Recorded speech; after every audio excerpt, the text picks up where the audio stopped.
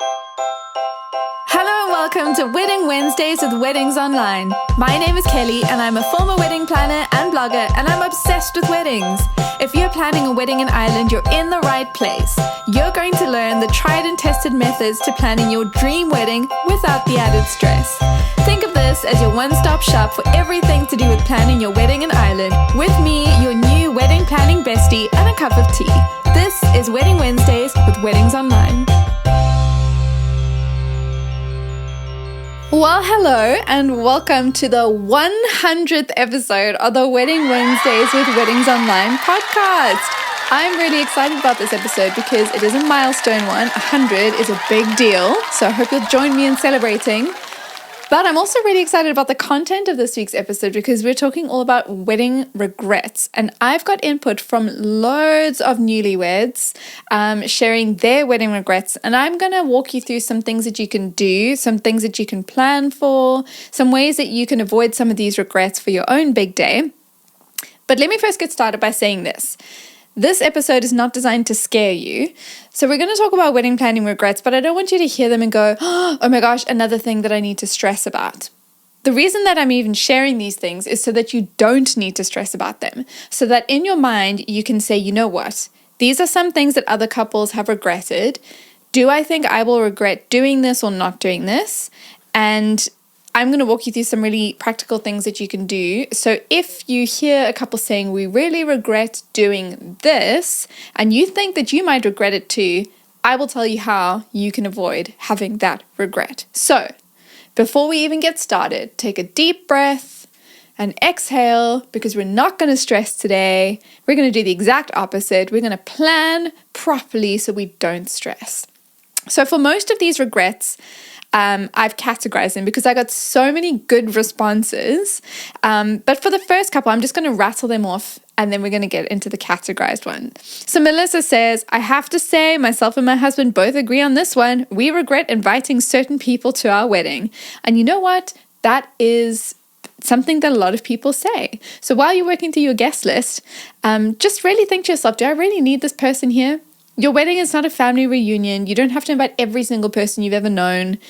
If you were invited to somebody's wedding a few years ago, but you've lost touch with them and you haven't hung out with them, don't feel like you have to invite them to your wedding. So just be selective. It's okay. You don't want to look back and go, flip, I wish I didn't invite that person. Stephanie says, getting too drunk and being hungover on the day two celebration. Just keep that in mind. Drink loads of water throughout the day. Don't drink on an empty stomach. Take it easy, have a few drinks, but just don't go too wild. And Neve says, I wish we had booked a wedding nanny. I hear you, Neve.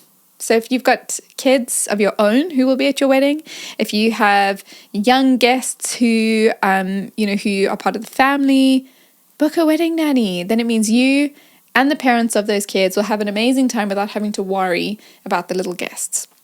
Let's get into the categorized wedding regrets. We're going to look at timekeeping, and I'm going to tell you just briefly how you can avoid some of these regrets. Kaylee says, I regretted spending too much time with one particular person who hugged me for ages at the end of the night. I wish I'd wrapped up the conversation and spent time with the people I'd have rather than giving my time to someone else. So simple thing you can do is just make sure that you've got someone who's always keeping an eye out for you. And it could be a bridesmaid, it could be a sibling, could be a parent, could even be your wedding coordinator. Somebody who's keeping an eye out and going, hold on, they've spent a lot of time talking to the same person. And just somebody who can come along and say, hey, we really need you. Simple as that. Sarah says she regrets not hiring someone to keep everyone on schedule. I highly recommend hiring someone to yell at people. And in a similar theme, Kira says, I'm normally a stickler for punctuality, and I really regret not being more on top of our timekeeping, or not assigning anyone to keep reminding us of the time. The house I got ready in had no clocks. I didn't wear a watch, didn't have my phone on me, and neither did the bridesmaids, so we weren't really aware of the time. It wasn't until I got into the car and I'd seen the time on the clock that I realized I was already 30 minutes late. Thankfully, I was only in the car for less than 5 minutes, but it did result in me walking down the aisle 40 minutes later than planned, which had a knock-on effect on the rest of the day. The photos, the dinner, the evening guests, and all of that. And obviously, my poor guests were left sitting and waiting for 40 minutes for the ceremony to start. I always advise future brides now to assign someone to keep reminding everyone of the time. So when it comes to timekeeping, that is not your job. So as the couple, you should not need to know the time at all. But the only way that you can get away with that is to have someone else whose responsibility is to keep track of the time. And there are 2 times in the day that this needs to be thought of. The one is on the morning of the wedding. So you need to have somebody whose responsibility is to keep you all on track.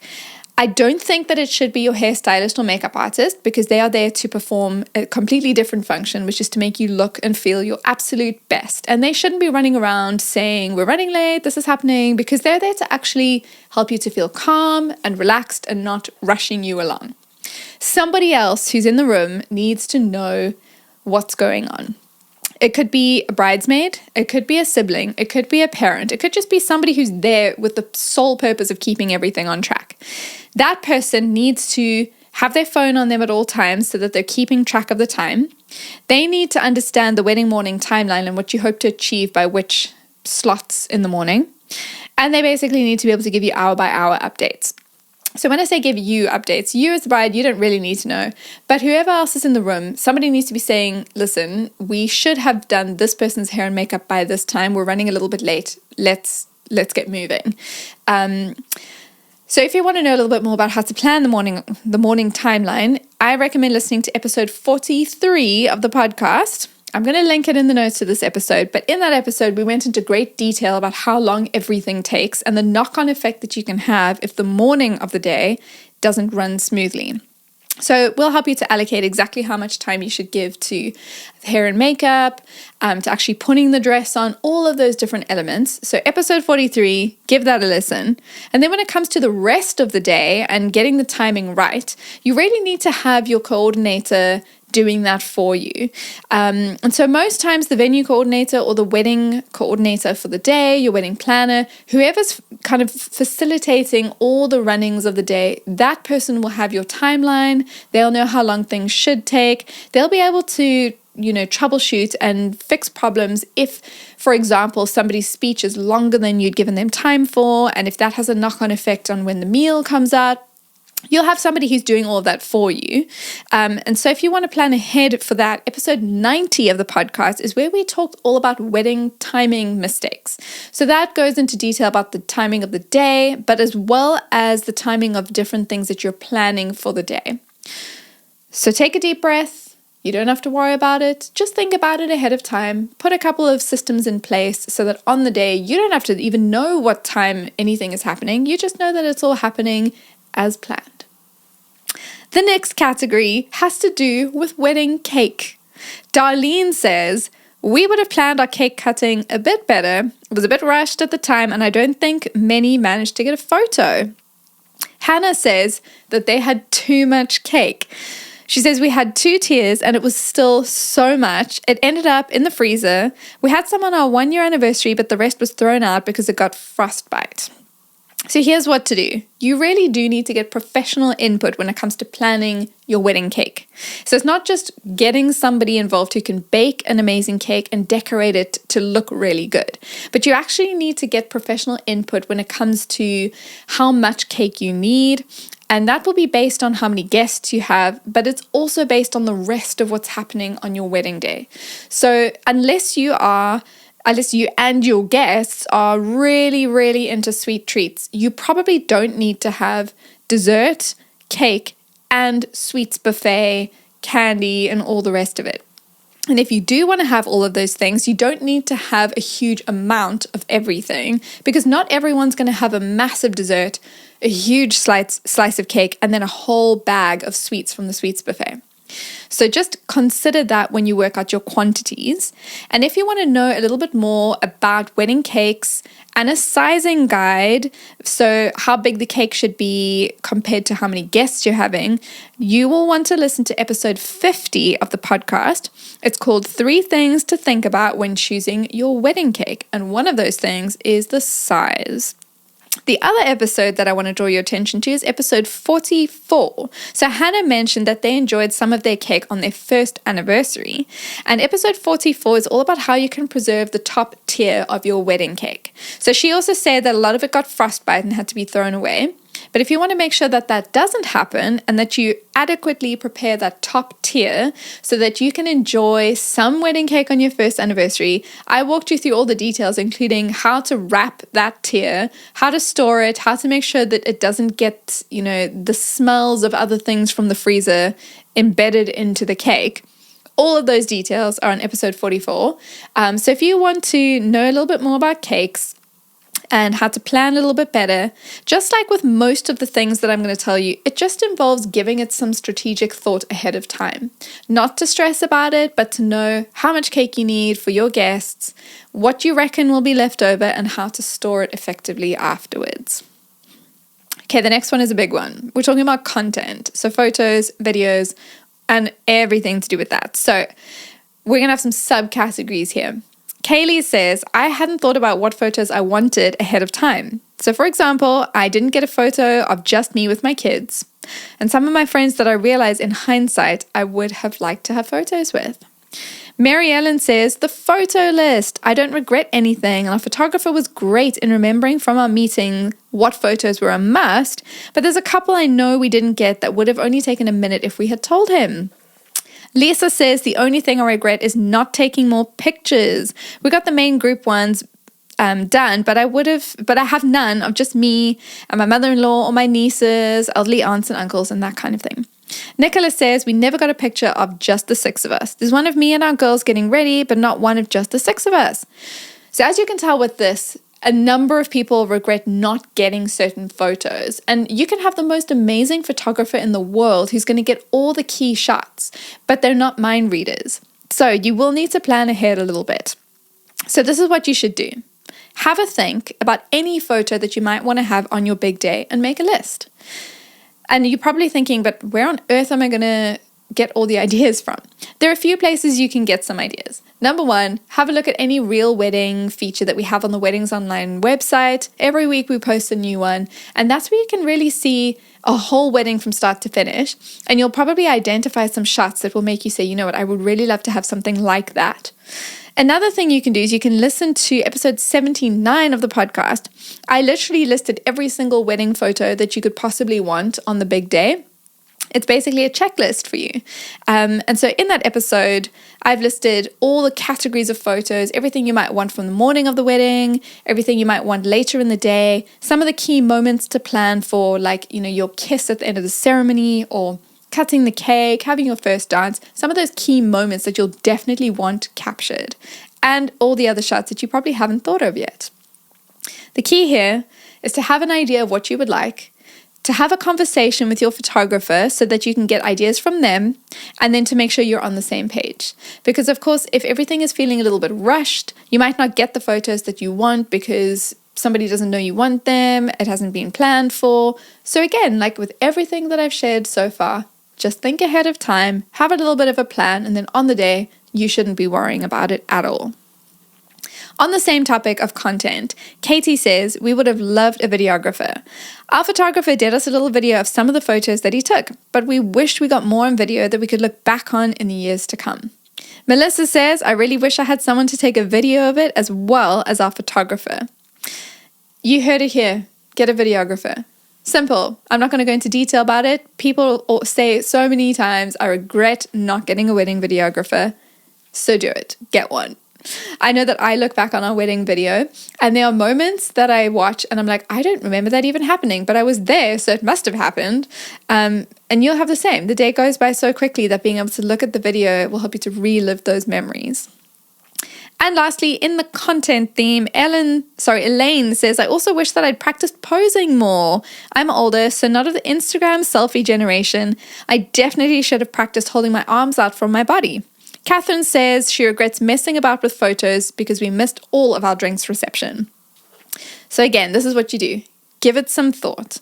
Before the day, take some time to pose. Help identify poses that help you to feel really confident. You want to feel your absolute best, and you want to know that when you're posing for photos that you look really good. And on the other hand, don't get so caught up in the photos that you miss the celebration. So ask your photographer for a rough idea of how long it'll take to get different sets of photos, family photos, couples portrait photos, and then stick to the time as much as possible. And then you'll have two things happening. One, you'll be planned. So you know that you will have the photos taken that you want. You know that you'll look good because you've given some thought to the posing. And also you'll know that you'll still get to celebrate with everyone and you'll get to enjoy the day that you're spending months planning. Our final wedding regret for this episode is all about mental health. Neve says, I wish I had asked for more help and had been offered more help the week of and before the wedding from my family and friends. It was quite stressful sorting the last minute things. Apart from that, we had the most amazing day. Elaine says, my wedding was perfect, but I wish I hadn't overcommitted in the week or two coming up to it. I didn't think I would be stressed, and I invited friends and family from overseas to stay with us. I also wish I'd reminded myself to be more present. I feel like I was constantly flitting from person to person, and I really don't recall much from the day.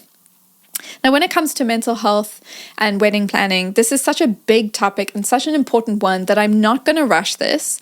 I'm actually going to record a whole separate episode just about this, which is going to come out next week. So next week is actually Mental Health Awareness Week. So the timing is perfect.